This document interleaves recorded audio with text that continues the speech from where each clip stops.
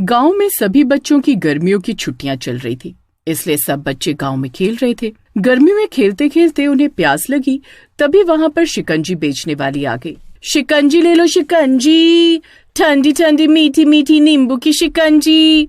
अरे वाह शिकंजी वाली, चलो चलकर शिकंजी पीते हैं। लेकिन मेरे पास तो शिकंजी पीने के लिए पैसे ही नहीं है। कोई बात नहीं, आज तुम्हारी शिकंजी के पैसे मैं दे दूंगा। अब चलो। राजू और मुन्नी शिकंजी वाली के पास जाते हैं और उससे 2 गिलास शिकंजी बनवाते हैं। उन्हें इतनी प्यास लगी थी कि वो एक सांस में ही सारी शिकंजी पी जाते हैं। वाह शिकंजी तो आपने बहुत ही अच्छी बनाई थी आंटी, लेकिन हमने आज से पहले आपको यहाँ पर देखा नहीं। आप यहाँ पर नहीं आई हो क्या? हाँ, आज से ही मैंने यहाँ पर अपना शिकंजी बेचने का काम शुरू किया है और तुम मेरे पहले शिकार हो। शिकार? हाँ शिकार। चुड़ैल राजू और मुन्नी को देख देख कर हंसने लगती है और उन दोनों का सर अचानक बहुत भारी हो जाता है। इससे पहले कि वो दोनों बेहोश होकर नीचे गिरते और तुरंत अपने शिकंजी के ठेले के साथ उन दोनों को लेकर वहाँ से गायब हो जाती है। थोड़ी ही दूर पर उन दोनों के बाकी दोस्त भी खेल रहे थे, लेकिन जब बहुत देर तक वो शिकंजी पीकर वापस नहीं आते तो उनके बाकी दोस्त उन्हें ढूंढने के लिए आते हैं। अरे कहाँ पर चले गए वो दोनों?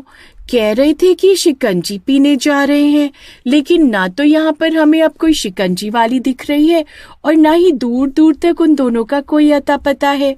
लगता है वो दोनों घर चले गए।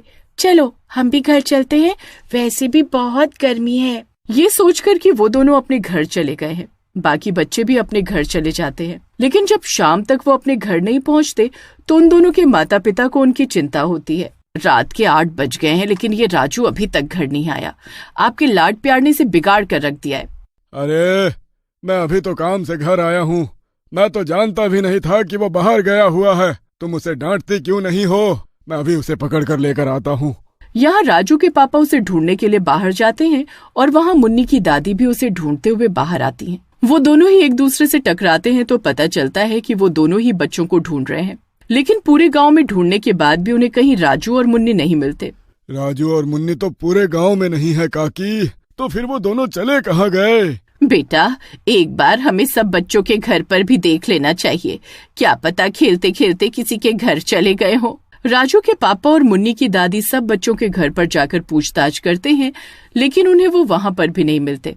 हमें तो लगा था कि वो दोनों अपने अपने घर चले गए, हम सब एक साथ ही खेल रहे थे, लेकिन वो बीच में शिकंजी पीने गए और फिर उसके बाद हमें दिखे ही नहीं। हम नहीं जानते कि वो दोनों कहाँ पर हैं। ऐसा कैसे हो सकता है कि वो दोनों शिकंजी पीने गए और वापस लौटकर ही नहीं आए? मुझे जल्द से जल्द पुलिस में जाकर रिपोर्ट करवानी चाहिए। मोहन पुलिस में जाकर रिपोर्ट करवाता है, लेकिन पुलिस भी उन दोनों को ढूंढने में नाकामयाब रहती है। 2 दिन बाद फिर से गांव में जब बच्चे खेल रहे थे तो वही शिकंजी वाली फिर से गांव में शिकंजी बेचने के लिए आती है। शिकंजी ले लो शिकंजी, ठंडी ठंडी मीठी मीठी नींबू की शिकंजी। अरे शिकंजी वाली, मुझे तो बहुत प्यास लग रही है, चलो ना चलकर शिकंजी पीते हैं। अरे नहीं पिंकी, रहने दे। तुझे पता है ना उस दिन राजू और मुन्नी ने इस शिकंजी वाली के पास जाकर ही शिकंजी पी थी और तब से ही वो दोनों गायब हैं। अगर इसकी शिकंजी पीकर हम भी गायब हो गए तो? अरे रिया, शिकंजी पीने से भला थोड़ी ना कोई गायब होता है। लगता है उन दोनों को कोई अगवा करके ले गया है, लेकिन तू चिंता मत कर, गांव वाले और पुलिस वाले उन दोनों को ढूंढ लेंगे। पिंकी रिया को बातों में बहलाती है और वो दोनों शिकंजी वाली के पास शिकंजी पीने के लिए चली जाती हैं। वो उन्हें शिकंजी पीने के लिए देती है और उनसे पूछती है, 2 दिन पहले जब मैं यहाँ पर आई थी तो 2 बच्चों ने मुझसे शिकंजी पी थी, लेकिन आज वो मुझे कहीं दिखाई नहीं दे रहे। हाँ आंटी, पता नहीं वो दोनों कहाँ चले गए। आपसे शिकंजी पीने के बाद वो दोनों कहीं दिखाई नहीं दिए। क्या आपको पता है वो दोनों कहाँ गए हैं?